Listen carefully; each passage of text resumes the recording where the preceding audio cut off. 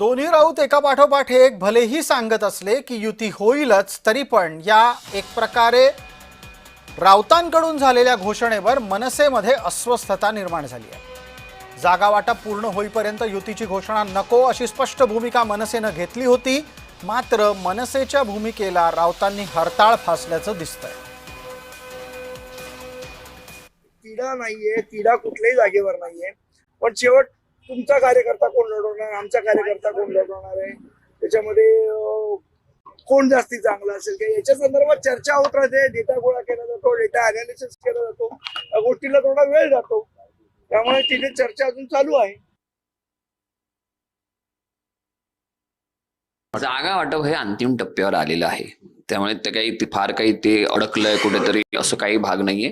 काही 2-3 जाग्याचा विषय असेल ते दोघं बंधू एकत्र येऊन सोडवतील आणि युती होते तेव्हा जागा वाटपाचं सूत्र जाहीर करायला पाहिजे असं काही नाहीये। कारण या अगोदर अनेक युती आघाड्या ज्या झालेल्या आहेत, त्या अगोदर युती आघाडीची घोषणा झाली आणि नंतर जागा वाटपाचा फॉर्म्युला डिक्लेअर झालेला आहे।